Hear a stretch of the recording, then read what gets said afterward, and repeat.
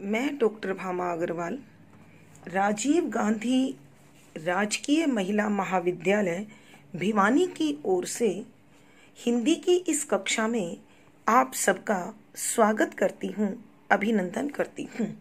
ये प्यारे बच्चों, आज हम कबीर साखी 25, 26 व 27 का अध्ययन करते हैं। साखी संख्या 25। नैना अंतरी आओ तू, ज्यों हूँ नैन झपेऊं, ना हूँ देखूं और को, ना तुझ देखन देऊं। प्रसंग। प्रस्तुत साखी हमारी हिंदी की पाठ्य पुस्तक मध्यकालीन काव्य कुंज में संकलित संत शिरोमणि कबीर दास जी द्वारा रचित कबीर की साखियों से लिया गया है अथवा ली गई है। बच्चों, साखी लिखते हैं तो ली गई है, पद लिखते हैं तो लिया गया है। संदर्भ। इस साखी में कबीर दास जी भारतीयता अथवा भारत के उच्च नैतिक आदर्शों पर दृष्टिपात करते हुए बता रहे हैं कि यहाँ नायक हो अथवा नायिका, दोनों का प्रेम अपने अपने साथी के प्रति पूर्ण समर्पित होता है। प्यारे बच्चों, जैसा कि पिछली वीडियोज में आप जान चुके हैं कि संत काव्य परंपरा और भारतीय रहस्यवाद के अनुसार जीवात्मा नायिका है, परमात्मा नायक है। तो यहाँ जीवात्मा परमात्मा को अपनी आँखों में बसा लेना चाहती है और चाहती है कि हम दोनों एक दूसरे के प्रति पूर्ण समर्पित हों, एक निष्ठ हों और अपने मन को, भावों को, विचारों को विचलित अथवा डामाडोल ना होने दें। ऐसे ही भावों को व्यक्त करती हुई इस साखी में जीवात्मा कहती है कि व्याख्या। पहले बच्चों, शब्दों के अर्थ।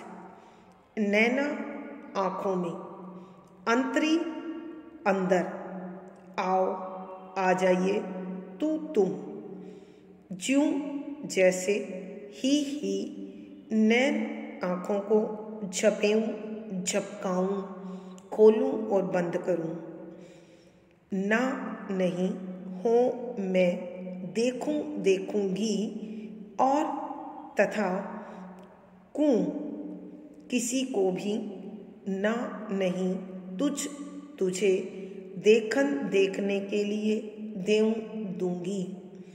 अब व्याख्या देखें बच्चों। जीवात्मा परमात्मा को संबोधित करती है कि हे मेरे प्यारे परमेश्वर, हे मेरे प्रिय ईश्वर, मैं जब अपनी आँखों को झपकाऊं अर्थात उन्हें खोलकर बंद करूं तो तुम मेरी आँखों के अंदर समा जाना, मेरी आँखों में आकर बस जाना, और जैसे ही आप मेरी आँखों में समाएंगे मैं अपनी आँखों को बंद कर लूँगी, और जब आप मेरी आँखों में समा चुके होंगे तो मैं उन आँखों को कदापि नहीं खोलूँगी और एकाग्र मन से, एक निष्ठ भाव से, समर्पित प्रेम के द्वारा केवल आपके दर्शन करती रहूँगी, किसी और को नहीं देखूँगी,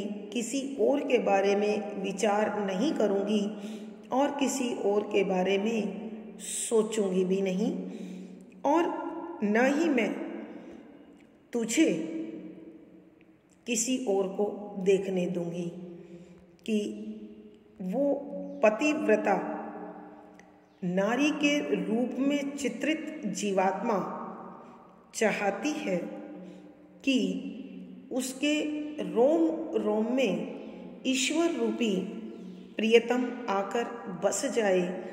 इसके सिवा उसे इस संसार में कुछ नहीं चाहिए।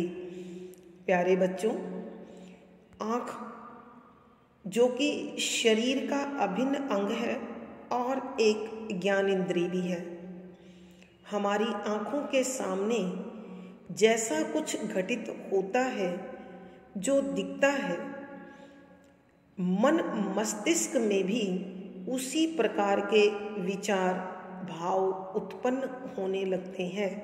इसलिए यहाँ जीवात्मा रूपी नायिका चाहती है कि वो परमात्मा के सिवा किसी और को अर्थात सांसारिक मोह माया को ना देखे, ताकि उसका जो प्रेम है, उसकी जो भक्ति है, वो एक निष्ठ बनी रहे, समर्पित बनी रहे, अपने प्रियतम के प्रति ही सेवा भावी बनी रहे। कवि के कहने का भावार्थ यह है कि जब तक प्रेम एकनिष्ठ और समर्पित नहीं होता, तब तक धर्म पालन दाम्पत्य में संभव नहीं है। न वहाँ त्याग होता है, न वहाँ प्रेम होता है, और न ही वहाँ समानता का भाव होता है। इसलिए यहाँ कवि एकनिष्ठ प्रेम के महत्व को उद्घाटित कर रहे हैं। विशेष इस साखी में समर्पित और अनन्य प्रेम का वर्णन किया गया है। सद्दुकड़ी भाषा में रचा गया पद है, श्रृंगार रस है, माधुर्य अथवा प्रसाद दोनों गुण लिखे जा सकते हैं। दोहा छंद का सफल प्रयोग हुआ है, ये शैली है। प्यारे बच्चों, इस पद में अनुप्रास, स्वभावोक्ति, संबोधन आदि अलंकारों का सुंदर सटीक प्रयोग हुआ है। साखी संख्या 26। मेरा मुझ में कुछ नहीं, जो कुछ है सो तेरा, तेरा तुझको सौंपता, क्या लागे है मेरा। प्रसंग पूर्ववत।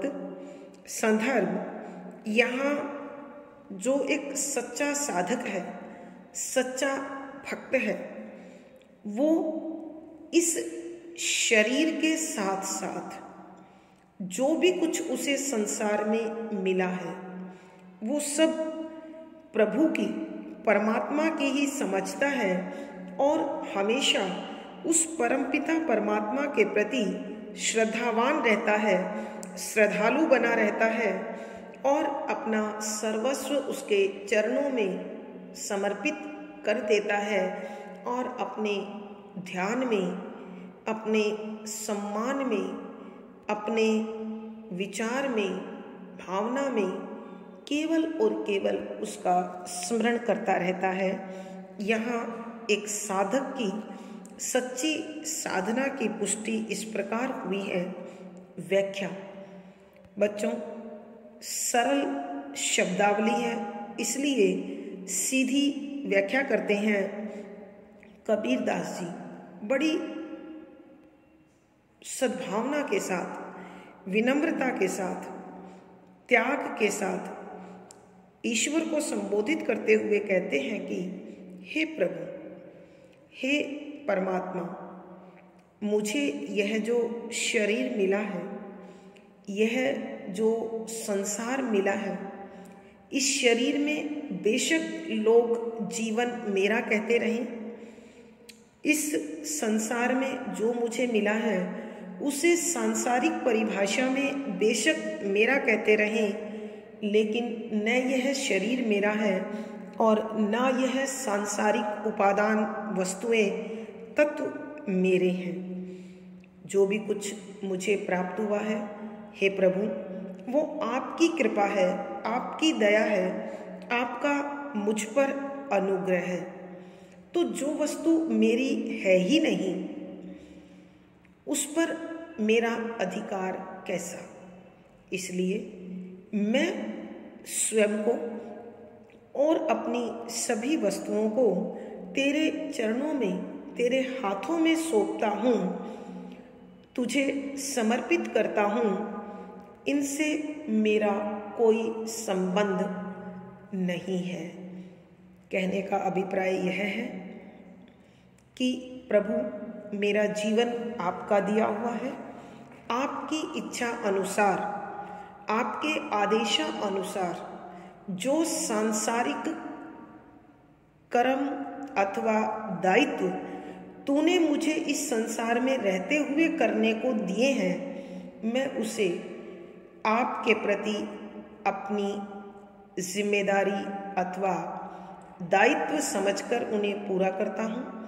और जो सांसारिक लाभ मुझे मिले हैं वो भी आपकी कृपा है, आपकी दया है, तो वो भी तुझे सौंपता हूँ कि उनका अधिक से अधिक लाभ इस संसार को मैं कैसे पहुँचाऊँ, क्या पहुँचाऊँ।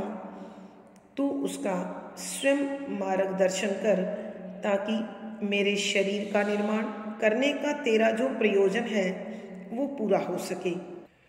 भावार्थ, यहाँ एक सच्चे भक्त की विनम्र साधना ऐसी ही होती है कि वो अपना सर्वस्व प्रभु के चरणों में समर्पित रखता है। ऐसे साधक को न कभी कमी आती है और न ही उसमें अभिमान का जन्म हो सकता है। विशेष इस पद में साधक की सच्ची साधना का वर्णन किया गया है और समर्पण भावना को बढ़ावा दिया गया है। संदूकड़ी भाषा है, शांत रस है, प्रसाद गुण है, दोहा छंद का सफल प्रयोग है, ये शैली है, अभिधा शब्द शक्ति है और इस पद में संबोधन, अनुप्रास, प्रश्न आदि अलंकारों का सुंदर सटीक प्रयोग हुआ है। इन पंक्तियों को पढ़कर मुझे श्रद्धाराम फुलेरी द्वारा रचित आरती ओम जय जगदीश हरे की पंक्ति तेरा तुझको अर्पण क्या लागे मेरा स्मरण हो रही है। इसके सिवा संपूर्ण साहित्य जो भक्ति में दास्य अथवा साख्य भक्ति करते हैं, एक सच्ची भक्ति की झलक यही होती है कि सर्वस्व प्रभु के चरणों में समर्पित कर स्वयं निर्लेप भाव से सांसारिक दायित्वों को पूर्ण करे, तभी सच्चा साधक सुख पा सकता है, आनंद पा सकता है। साखी संख्या 27। कबीर रेख सिंदूर की काजल दिया न जाई, नैनू रमैया रमी रहा दूजा कहाँ समाई। प्रसंग पूर्ववत। संदर्भ, यहाँ कवि बताना चाहते हैं कि जिस तन में, जिस शरीर में भगवान का निवास हो जाता है, फिर वहाँ न तो धर्म के अनेक मत मतांतरों के लिए जगह है, न भिन्न भिन्न देवी देवताओं के लिए जगह होती है, और न ही इस संसार की मोह माया के प्रति आकर्षण पैदा होता है। इसी प्रकार की अनन्य एकनिष्ठ भक्ति का दर्शन कराते हुए कहते हैं कि व्याख्या। पहले बच्चों शब्दों के अर्थ। कबीर कबीरदास जी। रेख रेखा, सिंदूर सिंदूर, की, काजल काजल, दिया लगाया न नहीं जाई जा सकता है, नैन्यू आँखों में, रमैया कण कण में निवास करने वाला, पूरे संसार में बसा हुआ अर्थात भगवान, रमी निवास, रया कर रहा, रमी रया अर्थात रह रहा है, दूजा दूसरा कहाँ किस स्थान पर समाई रह सकता है, निवास कर सकता है, बस सकता है। व्याख्या। बच्चों, जैसा कि हम पहले भी बात कर चुके हैं कि कबीर ने ईश्वर को कण कण में व्याप्त माना है। इसके अतिरिक्त हमने यह भी बात की थी कि कबीर के दोहों को साखी क्यों कहते हैं, क्योंकि वो प्रयोग के आधार पर सत्य और सटीक होती है। आप लोगों ने नारी का श्रृंगार देखा होगा, जिसमें एक ब्याहता अथवा विवाहिता नारी अपनी मांग को सिंदूर से सजाती है। वहाँ आपने कभी भी काजल लगा हुआ नहीं देखा होगा। तो यहाँ इसी भाव को स्पष्ट करते हुए या इसी तथ्य को उजागर करते हुए कबीर दास जी कहते हैं कि जिस प्रकार एक सौभाग्यशालिनी महिला की मांग में सिंदूर लगा हुआ होता है, वहाँ कभी भी काजल नहीं लगाया जा सकता, उसी प्रकार जिस शरीर में ईश्वर का वास हो जाए, ईश्वर का निवास हो जाए, तो फिर भला वहाँ दूसरी वस्तु अपना स्थान कैसे बना सकती है, अर्थात नहीं बसा सकती। तो यहाँ इस साखी के माध्यम से हमें कवि समझाना चाहते हैं कि जिस साधक के तन मन में, इंद्रियों में ईश्वर आकर बस जाएं, फिर उसे न तो भिन्न भिन्न देवी देवताओं में आकर्षण रहता है, न धार्मिक आडंबरों से मतलब रहता है, और ना ही सांसारिक मोह माया, सांसारिक रीति रिवाज, सांसारिक सुख, सांसारिक लाभ उसे किसी भी प्रकार से अपनी ओर खींच पाते हैं। यानी जिसे ईश्वर चाहिए उसे उसके प्रति समर्पण और एक निष्ठता को अपनाना होगा।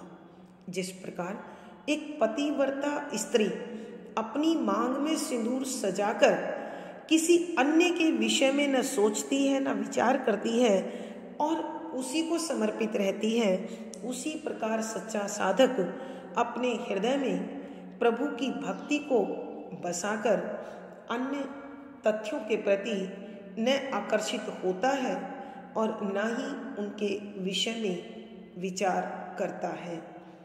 भावार्थ।